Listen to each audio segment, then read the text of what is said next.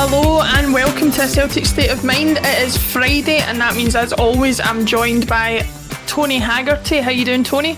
I'm very well. Laura, yourself? I'm fine. I forgot to introduce myself there. I'm Laura Bradburn. Jim Orr is here as well. Jim, how you doing? Fine, thank you, Laura. Lots to discuss.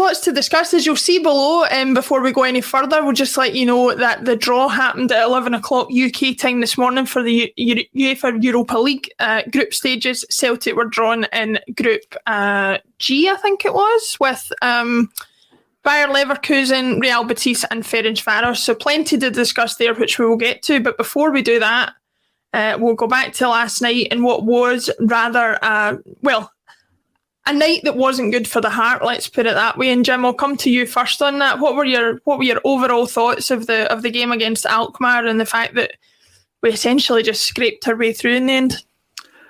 I think we said this last week, the tie wasn't over. They're a really good team. I think they showed that last night. Just delighted to be through. Don't care who we play in this group stages. We were chatting a second ago, and Tony said, we'll do a wee bit of luck. Now we are due a wee bit of luck.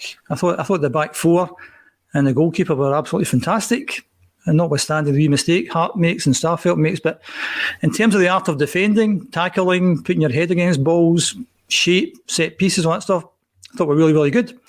It's when we start to play the Ange ball, but it gets a bit hairy, and I talked about it's kind of heart attack football. So after 5 minutes, you think it's Joe heart attack football here. And I can't be the only one who was sitting there last night, must have shouted 20, 30 times, hoof it, get rid of it. But we kept playing the way we were playing. And it's a dangerous game, but we managed to survive, having made a couple of silly mistakes. And a player can miskick a ball at any point in time. I thought Starfelt was really good. I thought he came onto a game because you have to be mentally tough when you make those kind of mistakes so early in the game with so much at stake. Thought they were great. Ralston again set the goal up. I mean, it was his quick ball that kind of set away Abada. It was his ball that, for me, it made it. And Montgomery coming on, 19-year-old kid, outstanding, Welsh, solid as usual. So I thought the back four and the goalkeeper won us the game last night. I got us through last night. The midfield were very, very quiet. It's the quietest Tom Rogic's been all season. Abada, apart from setting up the goal, didn't contribute. Kyogo was very quiet as well. Ryan Christie I thought was good. Put yourself about as he always does. But overall, having seen that team last week up close, I said last week I wouldn't be surprised if we went to extra time last night. But also said that I don't matter if we lose playing badly as long as we get through. I don't mind if we win playing badly on Sunday as long as we win. And at this stage of the season, I think it's about winning games, because about a few weeks ago we went away in Europe, dominated the game, scored the first goal and lost 2-1. And for a lot of Celtic fans, we were an absolute meltdown. Now, last night we go away, we score the first goal, we lose 2-1. Didn't play particularly well, but we're all happy because it's results. And although we like to see the Ange ball and the 6-0, 6-0 games, it's about winning. As long as we win, great. And if we can get the Ange ball on top of that, even better. Yeah, I'm going to ask you to be the referee here, Tony, and get your thoughts on it, because Jim said that he thought the defence got us through, and I think in the second half they did shore up in the second half and find their footing, and I think that is essentially what got us through. But there's a lot of people that would say, myself included, that it was them that got us in the trouble we were in the first place. The Starfelt own goal, Hart having the mess up that he did for the first AZ goal. They are showing naivety still, aren't they? Even if they are sort of starting to find their feet. First and foremost, what I will say is, what a marvellous achievement it is to get into the Europa League group stages from 4 weeks ago, right? From where the club was 4 weeks ago, and from where Ange was and where everybody thought we were going to be. So it's a fantastic achievement. And the names you see there, I'm like Jim, doesn't matter who you draw, it's just wonderful to be there. We earned our luck last night, but like you, our defence and our midfield put us under pressure last night by playing or trying to play the Ange ball. And Russell Boyce and myself are sick of saying it, but you have to adapt in certain situations. Jim said it there, play hoofball at times, but there are times when we could have knocked it into space to Abada or tried to find Kyogo, in corners and just give themselves a breather. But they tried to play football too many times last night at the wrong time. And I think Jim's right. I think the experience of Hart got us through because he had a couple of good saves that kind of redeemed him after his mistake. People tell me that Starfelt come onto a game, but I'm kind of like, but his mistake put us under the pressure that we ended up under. You know? And it's an amateur mistake for an international. It's a similar mistake to the one he made at Tynecastle when he tried to get the ball. You know, he's went for a volley there that was non-existent, where if he was spatially aware, he would have known what to do, and then succeeded and he swiped at the ball and it's came off the shin of his other leg and went in the net. You know, and after 26 minutes, that tie is flipped on its head. You know, just while you're on Starfelt, Tony, I'll put this to him. I was sitting watching the game with my brother last night, and he obviously has much more experience actually playing 11-a-side football than me, and played it to a decent level as a teenager. He said what he can't believe about Starfelt, aside from the own goal, was even when he's passing the ball across the back or passing the ball into the midfield, he doesn't seem to know how to select the correct pass, whether to side foot it, whether to put it in the air, whether to put the laces through it.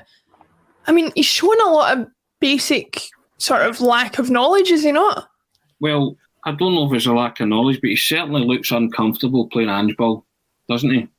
Mm-hmm. He's one that's not got to grips with it, you know. And I'm of the opinion, defend first, work on finesse later. You know my thoughts on that. I've said it many times on this programme. But Jim said to me that he came onto a game and started winning headers, and that's been pointed out to me by a few people because I was quite stingy in my marks for Starfelt.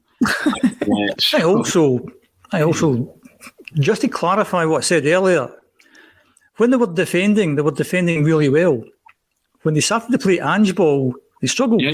Because I don't think they're the best players to play Ange ball, but Ange's telling them to do that. So if Ange's telling them to hit the ball across the back and take touch and stuff like that, they're not doing that because they want to do it. They're doing that because they're getting told to do it. And that's why we've had the chat over the past few weeks to see whether we think Starfelt is an Ange-type player.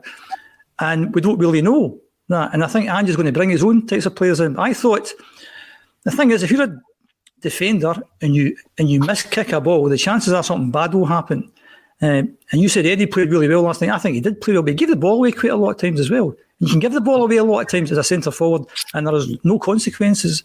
And I just felt last night, when it came to putting in tackles, in terms of the shape of the team, putting your head where it's going to hurt, organisational-wise, I thought the defence did really well. Hart, you know, these things happen. The Starfelt thing, he miskicks the ball. But I don't think they cut us open very often last night. And that was down to good shape, I think, in my opinion. I think we did really, really well because the midfield, I don't think they did that much. Once when the boy missed a sitter for 3-1, they kind of cut us open and the boy missed a real chance. But that was over the course of 90 minutes. Yeah, no, but listen, to restricting them to 2 or 3 chances, I thought was really, really good, given how young that defence is as well.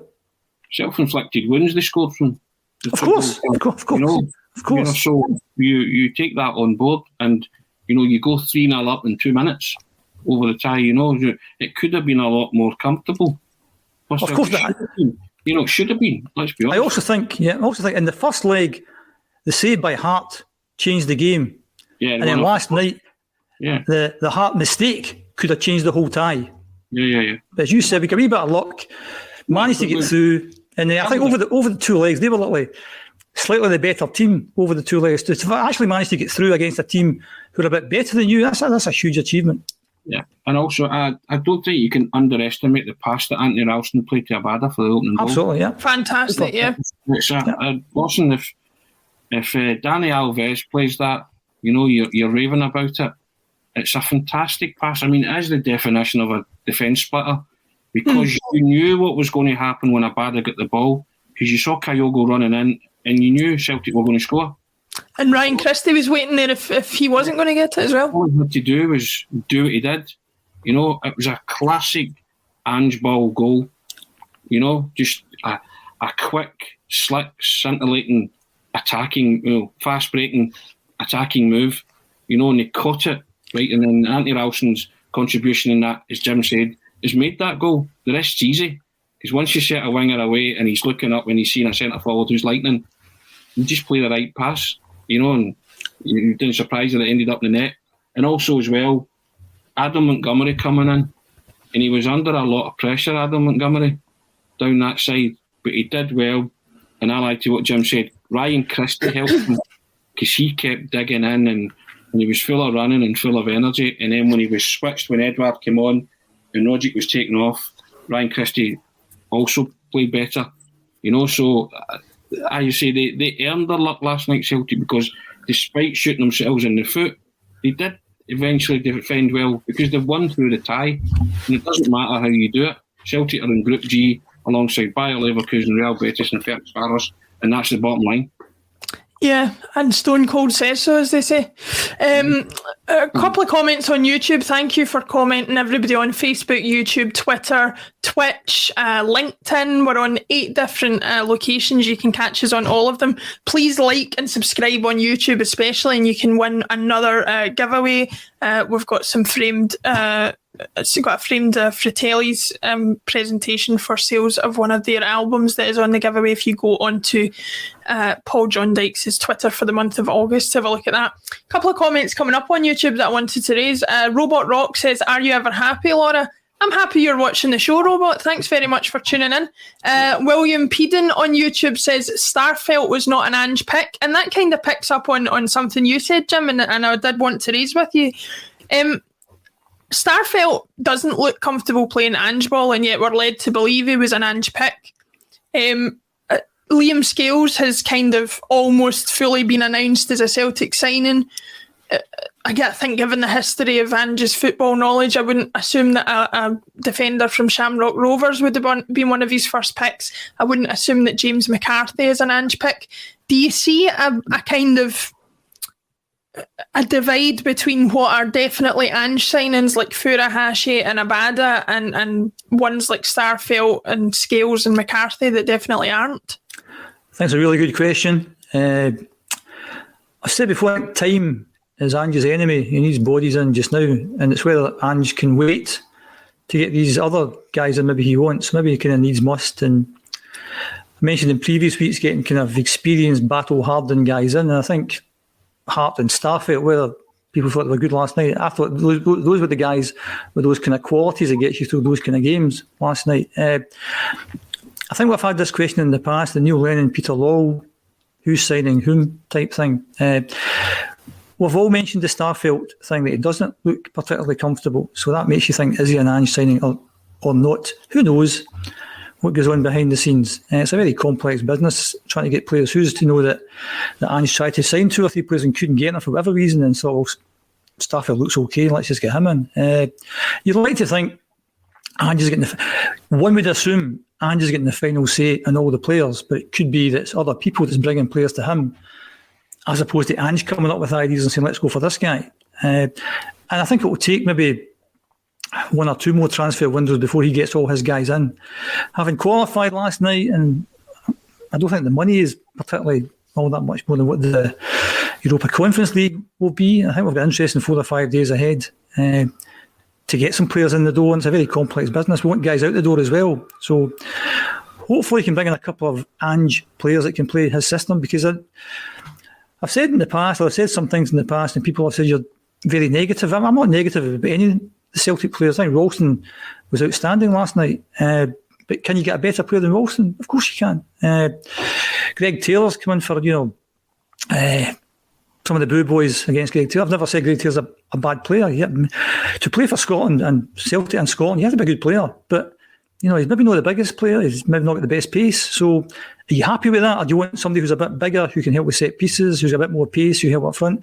You would tend to go for the latter. So to answer the question, I'm not so sure Starfelt is an Ange signing. It's maybe somebody we've had on our radar for a wee while.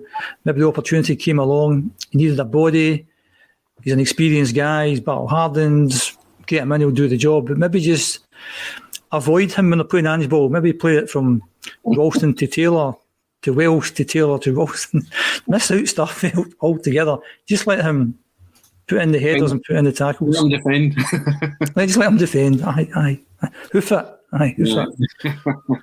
I think that's fair, and I think I certainly don't see in Starfelt, for example, what Ange must see in players to make him a worthwhile signing. But Tony, I wanted to look a bit at the midfield as well. They seem to be completely missed out for a lot of the game last night. You know, you talk about the ball from Ralston to Abada. It was a fantastic pass, but it was kind of symptomatic of the way that we played, I think, wasn't it? That you know, we very much were going from back to front and missing out the middle, and I think that was maybe part of the reason we couldn't get a foothold in the game for so long.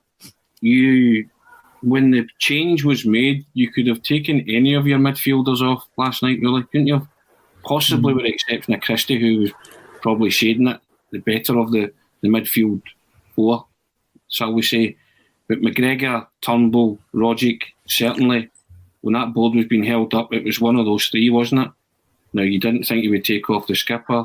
Turnbull, you know, can shoot from 25, 30 yards quite accurately, so maybe kept on for that. But the game bypassed the three of them, or they tried to play football against a team that just pressed them and closed them down and knew they were going to try and play football. So they were anticipating their every ball and every pass. You know, and even at times when Callum McGregor, who's usually calm and composed and reassured, you know, at times you just thought to yourself, well, knock it into a channel, Callum. They know you're going to try and play it to Rogic or Turnbull or Christie. You know, so that's why it wasn't working. You know, and it took that substitution for Edouard to come on, for the ball to stick. Jim said, yeah, he gave the ball away a couple of times, but certainly Celtic's shape was better when Rogic went off and Edouard came on.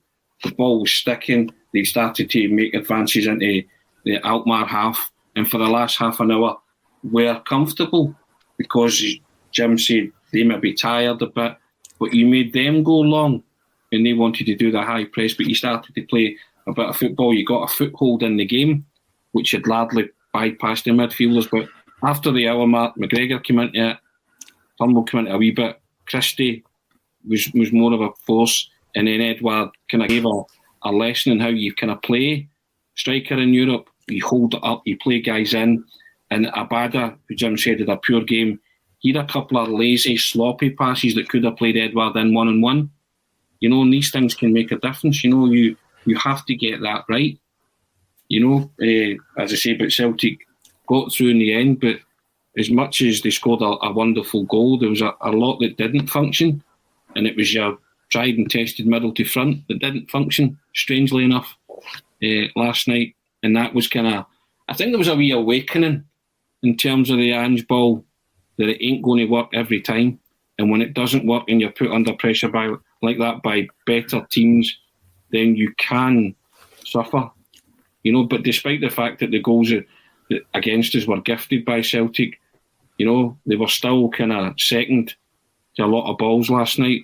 You know, up until the hour mark, they were kind of second best, weren't they?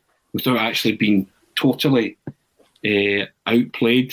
You know, I mean, Hearts had a couple of good saves, you know, so, but AZ Alkmaar were a tidy, slick outfit, and it's the best team Celtic have played this season, and they won't come up against many teams of that calibre, you know, but they held their own over two legs, you know, proofs in the pudding. Celtic are through. So, you know, that I think that was a real gauge and a real test, and they've come through it. You know, there is stuff you can be negative about, but the positive is that they've came through it and they'll learn from it. They will get better, but getting better means bringing in players that are comfortable playing this system, and they have a few days to do that. But I think, as Jim says, they'll probably have to wait until after the January window. But they might try and get, I mean, they're going to have to try and get a couple of players in, and Ange-type players, because he'll see that for himself, the same things that we're seeing. Yeah, I think Tony raises a good point there, Jim. Edouard has come in for a lot of stick, partly because there's an assumption amongst a lot of supporters that he wants out the door.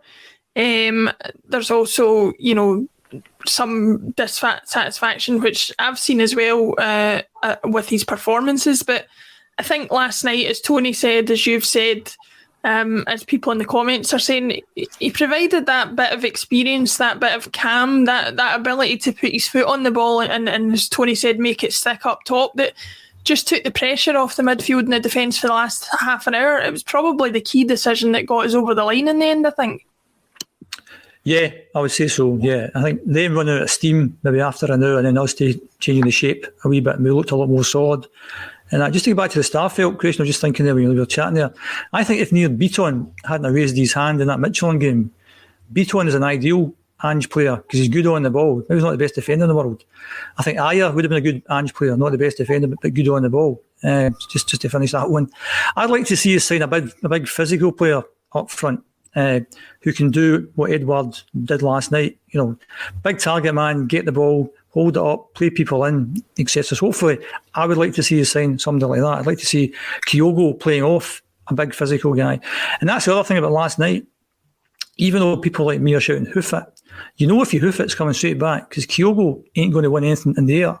So that's why we play the Ange ball, because if it works really well when we've taken 2 or 3 their players out of the game. We've got the ball, we're in their half, something's going to happen.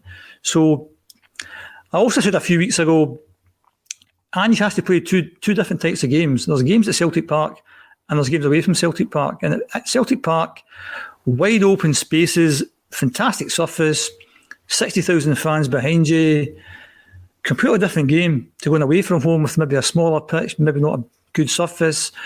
Their fans been there. So I mean, we've played 3 competitive away games and haven't won any of them yet. So no, that's a concern. But we're blowing teams away at Celtic Park, and I just think we have to do something a wee bit different. So maybe when we do play away from home, maybe we're going to bring in a James McCarthy or a Sorrow or a Beaton or somebody into the middle of the park, and maybe we do need a wee bit more physicality up front because, as I said, Kyogo was, apart from his fantastic goal, wasn't much in the game last night. So we certainly need someone else, and I know everyone's got kind of mixed views of Eddie, and he did do well last night. It's just for me, he's still not the Eddie of 18, 19 months ago, where you think he's going to score tonight, he's going to score 2 or 3 tonight, he's going to do all sorts of stuff, he's going to nutmeg people. For whatever reason, to me, he just doesn't seem to be at that kind of level yet. And maybe it's a different system or whatever, but I think we need to sign somebody with a bit of physicality before the deadline. We need that, I think. Yeah, I think that was one of the reasons that the Thomas Henry deal sort of dying a death was disappointing for me, because I think he would have been the ideal type of person that you're looking for to play off of, or for a Furuhashi to play off of, I should say. Tony, looking ahead, the draw is obviously, as is listed there below, was done this morning. We've got Bayer Leverkusen, Real Betis, Ferencvaros. Probably one of the tougher groups that was drawn. How much do you know, apart from Ferencvaros, who obviously we've got recent experience with, how much do you know about Bayer Leverkusen and Real Betis? What kind of pedigree do you think they have to produce a tie that's going to make it difficult for us? I think Bayer Leverkusen hammered Borussia Mönchengladbach recently, didn't they? Mm-hmm. And Borussia Mönchengladbach came to Celtic Park a couple of years ago and gave you a bit of a lesson, didn't they? So you just know any Bundesliga team is, they're usually top notch. And Bayer Leverkusen went to Ibrox and defeated Rangers 3-1 not that long ago. So you just know that they're going to be well drilled, efficient, and they're good. They're pretty clinical, So that's obviously they're the top seeds in the group. So for a reason. They're always there or thereabouts in Germany, competing for honours and silverware. So that's a tough game. But you know what? As Jim said, I think at home, Celtic can be a match for anybody at home. And I include the Germans in that. And you'd like to think they'd be able to beat Ferencvaros home and away. But that's, we'll soon see. Real Betis, Celtic's record in Spain is not the greatest, is it? We always seem to come a cropper against Spanish sides. But, I'm of the opinion that, it might look on paper a tough group, but it could have been tougher. Our main aim was to get there and be there. We're a work in progress. We'll keep improving as we go along this season. And by the time these games come around, we'll be we'll be improving gradually. So I think we'll be more than a match for all of these teams, and we will be able to compete. You know, if you asked me that 4 weeks ago and said you're going to be drawn in a group like this, you know, I would have been like, oh no, no way. But, you know, now you're seeing things are happening. And yeah, you know, it's easy to pick the bones out of last night and be negative in terms of some of the parts of the performance.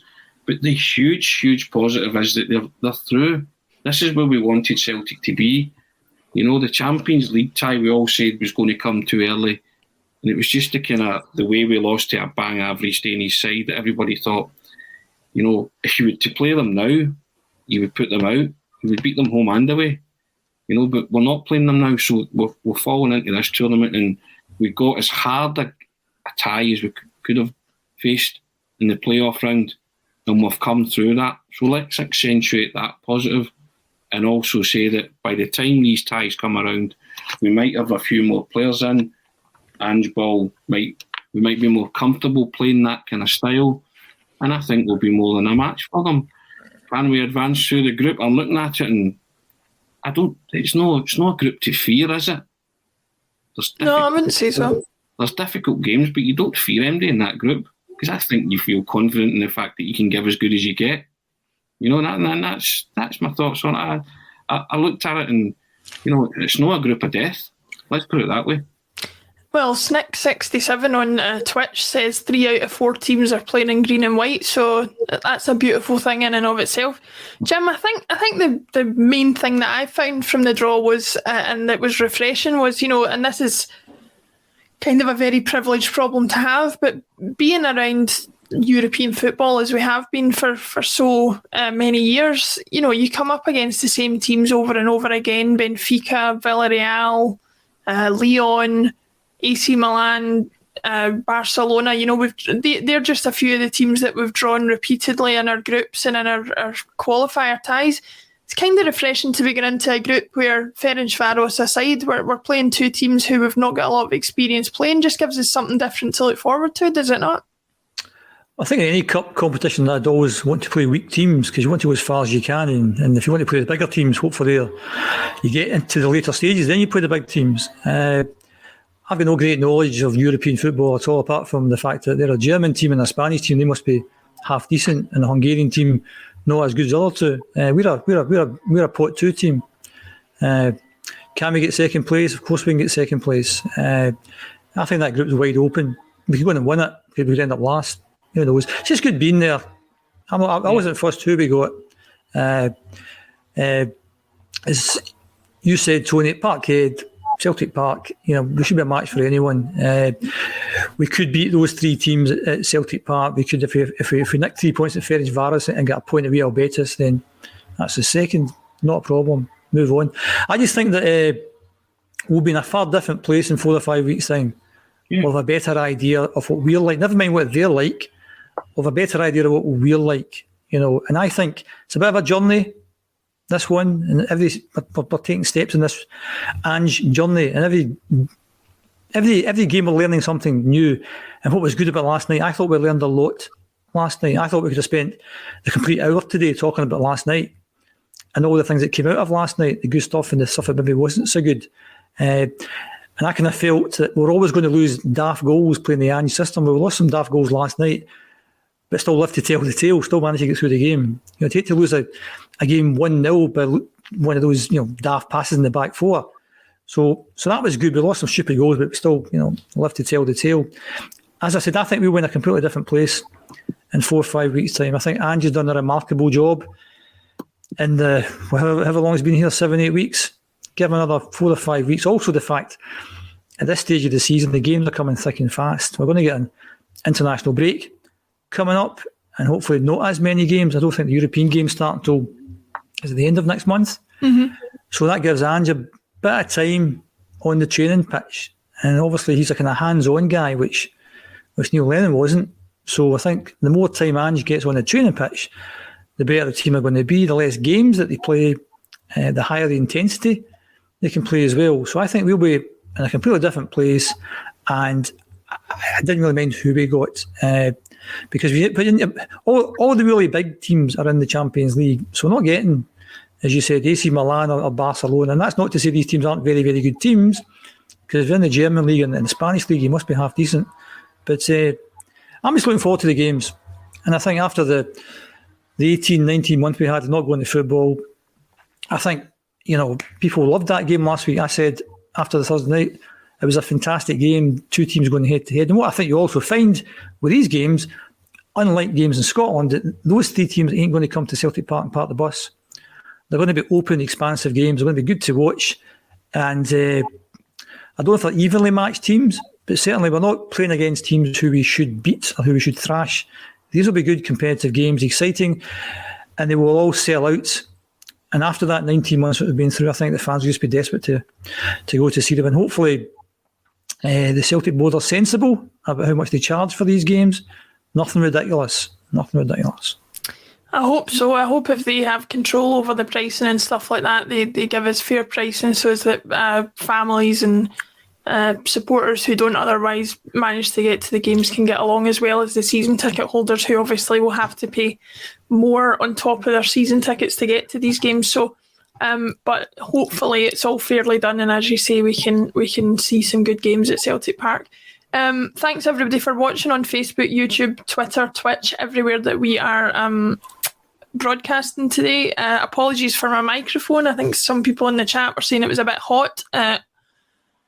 I'm doing what I can. I swear I haven't touched a thing when I came on this morning, but sometimes these things have a mind of their own. Strangelove the Doctor said on YouTube that it's a chance to make new friends in Europe with these new teams that we're playing, and you can make new friends with A State of Mind if you come and watch our live shows. You can chat to everybody in the chat. You see the same names every week, which grows every week as well, which is great to see. And lots of people coming back. We love having you in the chat on the shows and interacting with us in that way. It's really appreciated. Okay. We've reached the halfway point in the show, and that means only one thing: time to look ahead to the weekend that's to come. I'm going to come back to you, Jim, on this first. We're going to Ibrox to play a Rangers team supposedly decimated by COVID. I'm not sure those who wrote the word decimated understands what it means, but they are going to be weakened in some sort of key areas and certainly be missing some key players if we're led to be believing that. How much of a role do you think that plays in us having a better chance of doing something at the weekend, or is it a case of, as Ange says, sticking to our game and playing our game? I don't think it matters at all. I think come Sunday, I think their team will be very strong. I think I don't subscribe to what a lot of Celtic fans will say will go there and win easily. They're a good team. They're a solid unit. They've had a wee wobble. Tough game. I think if we're playing a game at Celtic Park, I'd be very confident. I think home advantage might be a big issue come Sunday. They've got players who could hurt us. Not trying to be negative. I just think it's a tough game. I don't know who's out for them. If you go back to this time, if you go back to the first Glasgow derby last year, we were missing Eddie, who at that time was our star player. Ryan Christie was out, who was the form player at the time, and with Dale Hammond and Beaton out as well. So if they've Tavernier out, young boy Patterson's meant to be a bit of a world beater. So, is that like for like? If you lose a goalkeeper, McGregor's outstanding. So then if they bring in someone else, that gives a wee bit of a better chance. But I think they're just dead solid, and I think most of the players are going to be there come Sunday, so I wouldn't read too much into that. And with 50,000 of their own fans backing them and no Celtic fans in the stadium, I know there's no lions in the Lions Den, but it is a bit of a Lions Den come Sunday. And if we thought we were stressed out having heart attacks last night watching Ange Ball, goodness knows what Sunday's going to be like when Starfield gets the ball. Hoof it. So I think it's going to be a tough game. And Sunday, I think everyone has to be on their game.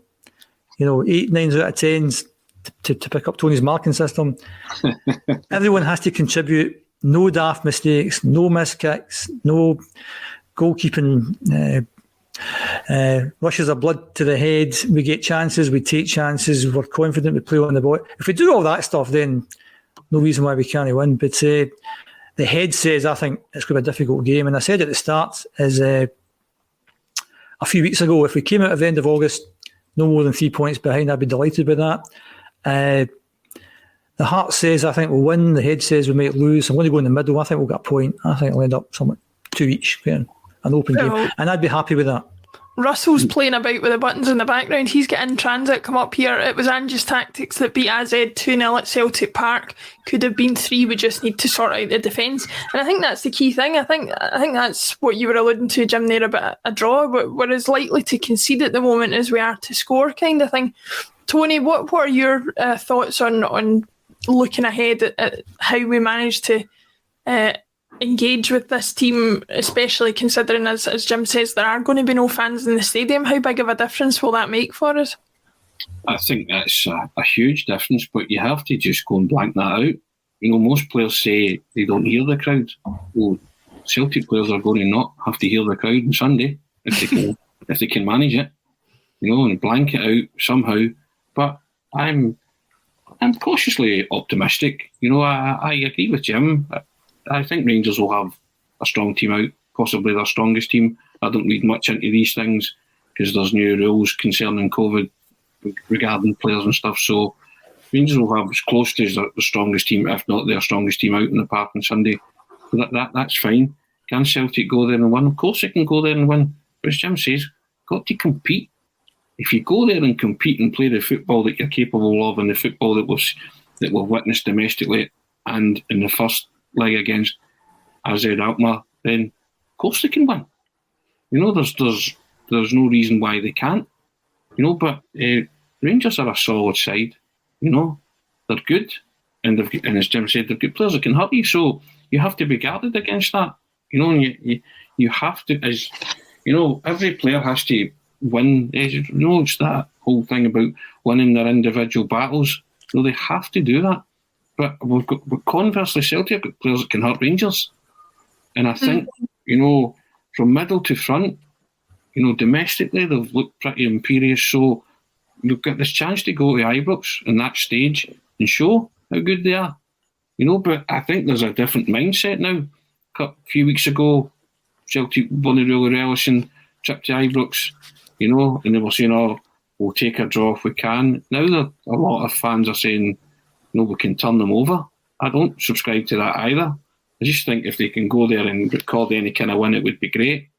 I just think that it's a tough game, and on the back of another tough test that they've come through, and there's no reason to suggest that they can't come through another, possibly tougher test on Sunday. But you've got to go there, and everything has to be top notch, as Jim says. 8 and 9s.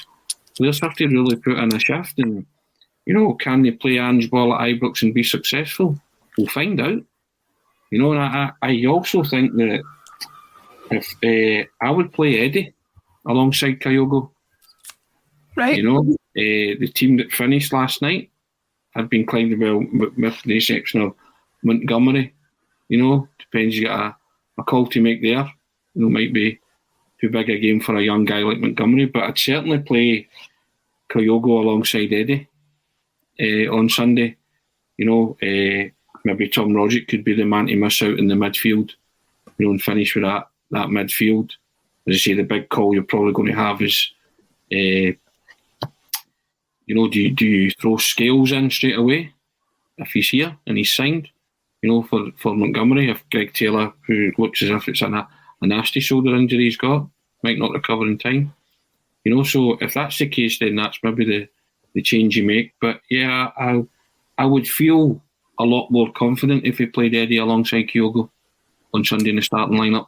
That's my thoughts. I don't know, that might go against others' thoughts, but I think it's the way Celtic can probably exploit Rangers, because I don't think they're fantastic at the back. Mm-hmm. I never put them under any great pressure last season, but I think this team is capable of putting their back line under pressure. And enjoy from it.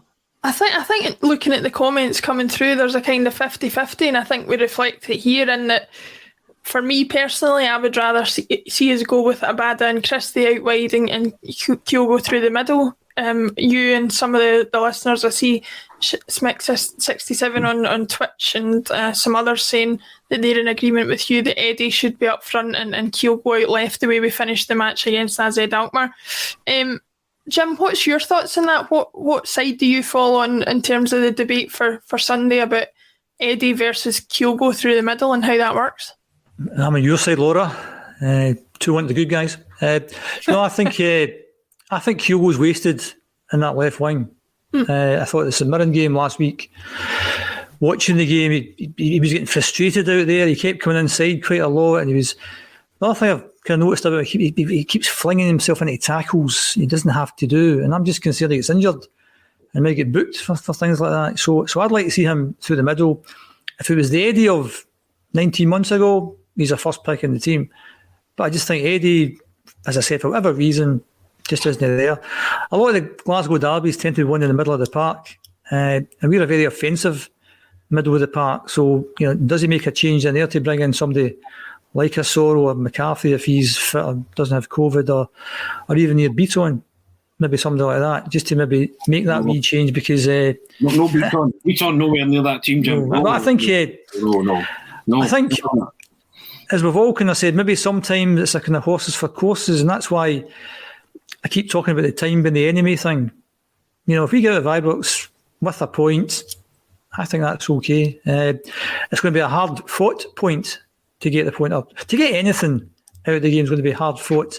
Abada not been too good last night. Is James Forrest anywhere near fit? Is that a longer-term thing? I've not seen anything. I'm surprised to see him not more involved than he has been. Tony, I don't know if you know much about his fitness situation at the moment. But, Abada made one telling contribution last night, and that was for the goal, It's what he brings. I mean, he accelerated onto that ball like lightning, and his ball across was just pinpoint accuracy, and he's been playing well. Abada. Well, I think he's a good player. I mean, I think he's a very good player, but I think he's a... Guys can have a bad day at the office. He wasn't alone last night and no being great, so I'd still be inclined to keep Abada in the starting lineup because domestically he's been very good, so I just think, guys can have an off game in terms of the high standards that they've set. And I think that afflicted Abada last night, but he wasn't alone, so... No, I think he's only 19 and he's playing wide. And then wide players do go through. I mean, they're not going to be great every single game. In some games, it just doesn't work out for you. I just wonder because it's Ibrox, and if Forrest is fit, whether maybe Ange would be inclined to go with Forrest, and maybe, as you mentioned, maybe leave somebody like Tom Rodgick out and bring in a more defensively minded player. Does he change things around a wee bit? Don't know. And it's a bit that if you do play Eddie up front, then you could go long. If the Ange ball isn't working, then we can try and mix up a little bit. That's getting back to a lack of physicality up front that we kind of need to play the Ange ball because of the team we have. There's a familiarity with Forrest, though. I think Abada's more of an unknown quantity that can trouble Rangers more. In my opinion, Rangers have played Forrest before, and he has scored a couple of goals against them, but they've genuinely known how to play him. So Abada's something a bit different, and he's quite fast and can accelerate away from players and stuff like that. So I would be inclined to keep Abada, even if Forrest is fit, and maybe have Forrest on the bench to come on at some point and play a part in the game if he's fit enough. Yeah, I think that's the thing, and it's one of the things that's actually encouraging to listen to, given the position we were in a few weeks ago. We're talking about, although we need bodies in, we're talking about slight disagreements on what choices we have, and the fact that we do have choices to make different options going forward is good to hear. Looking at the middle of the park, as Jim said, and I'll come to you on this, Tony, McCarthy, some people might think is an appropriate option to maybe have some metal in the middle of the park where a lot of the game is won. Do you think that's a change that we need to make, or do we try and overwhelm them in the first 20 minutes, half an hour, the way we have done with other teams? Yeah, but if that doesn't work, then that's when you have to start thinking of plan Bs and stuff. And I think last night it was evident that there wasn't a lot of physicality in that midfield last night, was there? No. So we needed somebody, a Soro or a McCarthy. Personally, I would have preferred McCarthy. And I think if you want solidity in there, then McCarthy's your man. So it's going to have to come at the expense of a footballer, whether that be Rodgick or Turnbull, which are probably your obvious two, because you'll no drop the skipper. and Christie's playing out his skin. So if that's the kind of thing, but I think there is an argument for physicality in there because we don't have an awful lot, but we have got players that can play around teams, that are skillful, technically gifted, and as you say, if the 20 minutes they have and they can blow teams away and it works, it's great.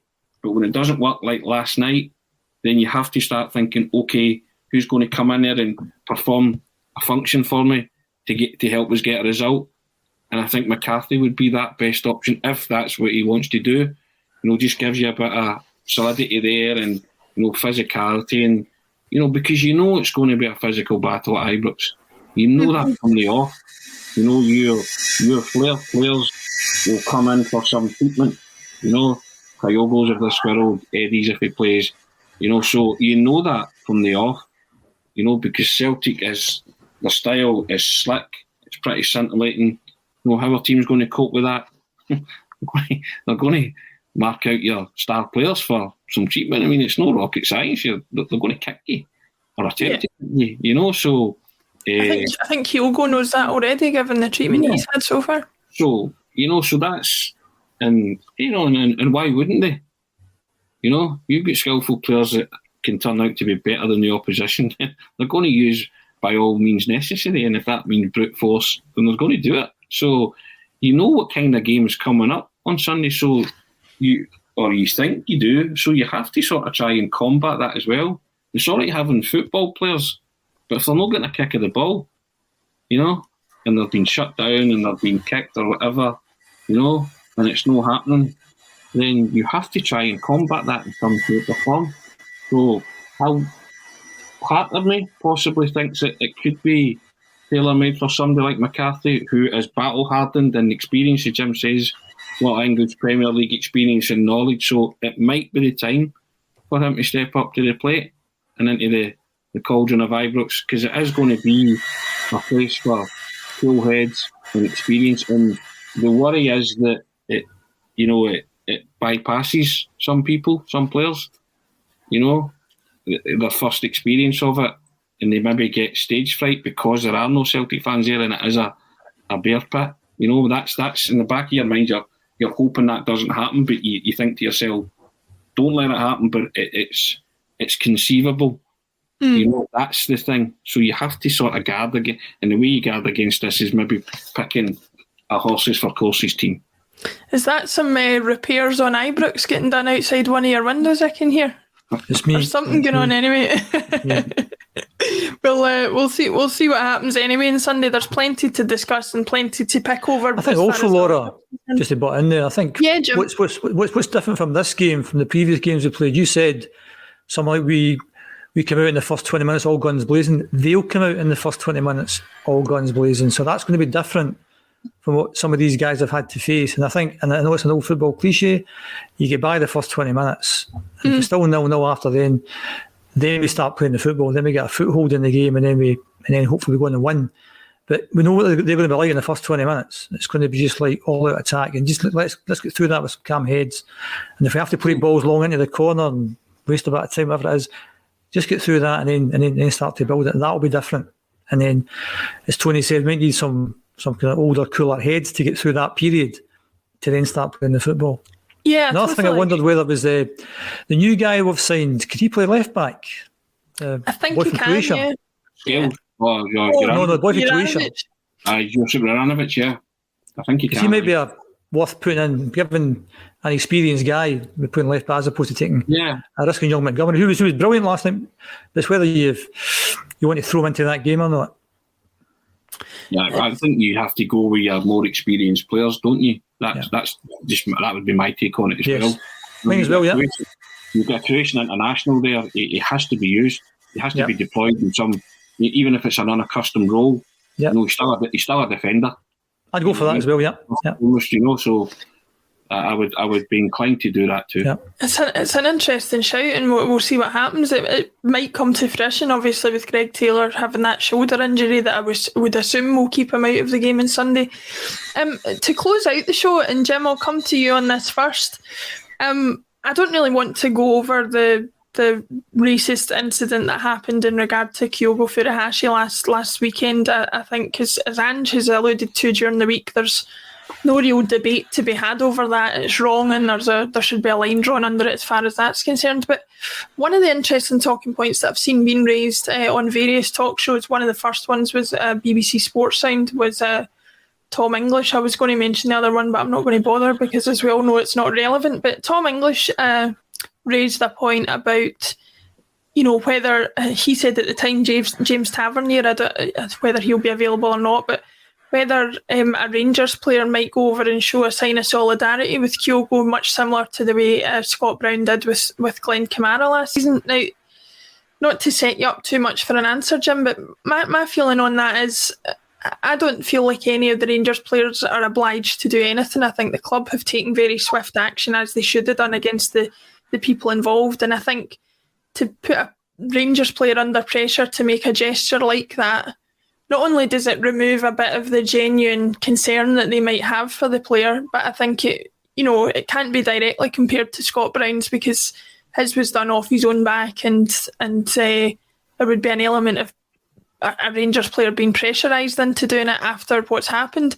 And equally then, if he does go and do it, folk will be sort of questioning whether it was a genuine thing to have done. What are your thoughts on people saying that Rangers should be forced into, making a gesture like that? So that's a nice, easy question, Laura. Thanks for that. Nice, easy question. Racism has no place in football and in society in general. Incidents that we've seen last week are unfortunate. What happened to Glenn Kamara was unfortunate. I think when you start doing things that may be construed as gestures, where do you stop? And I think, things like, once upon a time, back in the day before you were born, Laura, we didn't have things like minute silences very often. But nowadays, there's much more of them. I'm not saying it's a bad thing, but people then trying to judge, well, should we do this for this? Should we not do this for that? And you start to murky the water a wee bit with this kind of stuff. As I said, racism has no place in football at all. It should be stamped out. I thought Rangers were very decisive in what they said. There's no place for this, and they were going to ban the supporters bus. As far as I'm concerned, that's it finished. We move on. I don't think Kyogo, and I'm just guessing here, obviously, would be too fussed about anyone from the opposition come over and pat them in the back or whatever. I mean, that's a kind of, I think we move on. I think Ange, not for the first time this season, has been superb in terms of how he dealt with it. It's wrong, stop it and call it out and move on. And I think if people do something, people might construe that as being an empty gesture. So let's not bother with anything. It's been dealt with and we move on, and hopefully we don't see any more of the same in the future.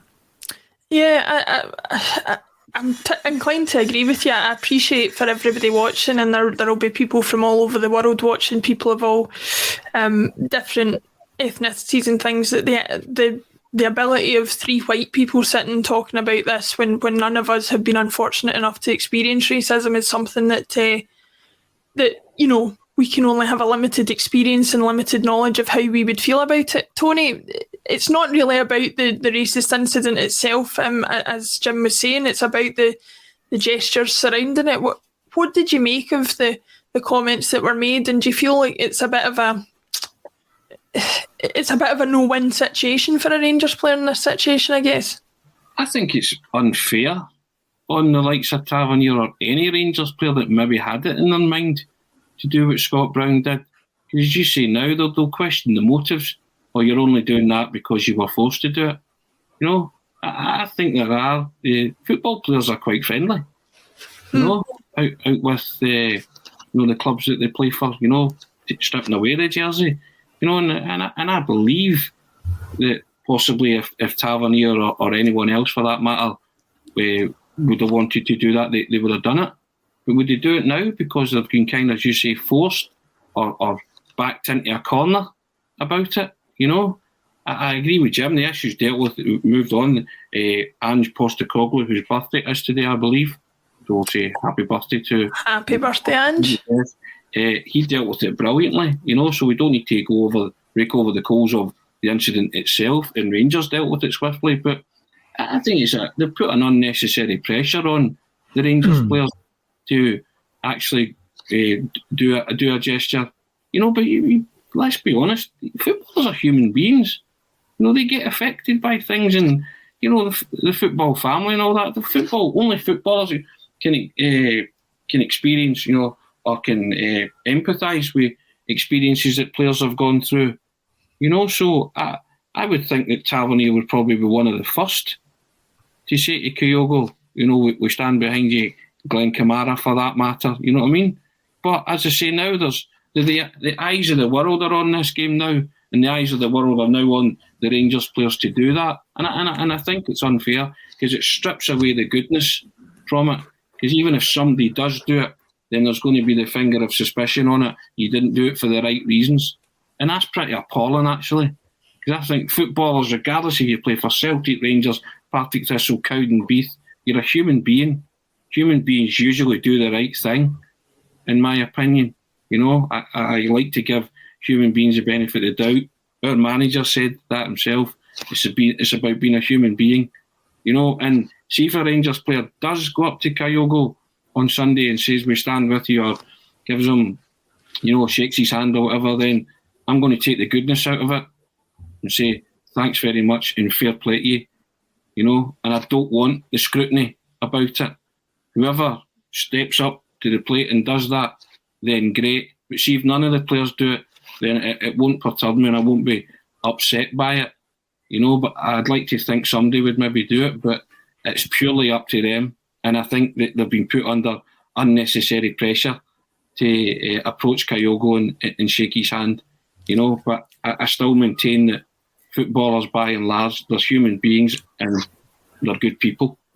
Yeah, and I think the other thing to say as well is not everything does need to be done in a public sphere. There's plenty of opportunity for players in this day and age to communicate out with the public eye, and perhaps that's been done and we'll never know about it. Perhaps it will be done in the tunnels or in the dressing rooms on the day of the game. So, yeah, I think pointing the finger at anybody and saying they should or shouldn't do this is as much of the problem as anything else. Yeah. So, I think fair enough. If they do it, excellent. If they don't do it, nothing should be held against them for it, because I think it's up to individuals how they deal with these things. I think you've also got to question the motivation of the person who raised that in the first place.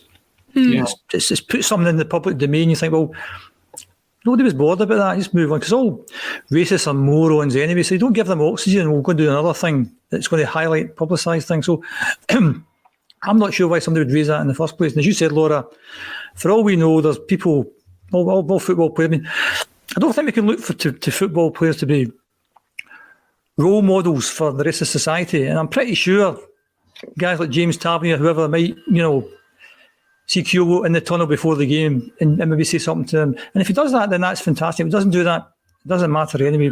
What was done was completely wrong. Rangers have dealt with it very well, and you move on. Yeah, I think that's fair to say. And again, I just do want to stress the point, we're a Celtic podcast, but at the end of the day, football teams are football teams and they're human beings. And I think credit has to be given to Rangers here. It's the swift and decisive action that they did. To close out the show, we'll go back to disliking them in the way that we normally do in a footballing sense, of course. Tony, I'll come to you first. Predictions. Are you willing to nail your colours to the mast and put a score down? And a first goal scorer, we'll go for that as well. Oh, come on, man. That's frightening. Do you know what? I'm going to say 2-1 Celtic Kyogo. Excellent. I'm up for that. Jim, before I give my final predictions, I'll come to you and ask the same. Score and first scorer. I said earlier, head says we lose, heart says we win. Not Joe Hart. So I think we'll get a draw, 2 each, and I think one of the bad guys will score first.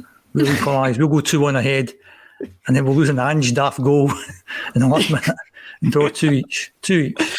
Well, JP 2-1 Celtic. Turnbull for the first Celtic goal. Turnbull for the first Celtic goal. I'll go with that for obvious reasons. I'll go Turnbull first Celtic goal, and I'll agree with JP on YouTube and say Celtic 2-1. If you're watching this after the live broadcast. Obviously, get your predictions in the comments below. Let us know what you think about the game. Obviously, do it before the game on Sunday, because if you do it afterwards, that's just cheating. So, but thanks very much, Tony. Thanks very much, Jim, for another interesting show, an interesting broadcast, and plenty to discuss. As I said to everybody before who's watching on Facebook, YouTube, Twitter, and Twitch, thanks very much for getting involved. Hit the like and subscribe button on the State of Mind YouTube channel, where you can enter the monthly draw for a giveaway prize. Thanks, everybody. Mon the hoops, on to the weekend and to another victory. Cheers.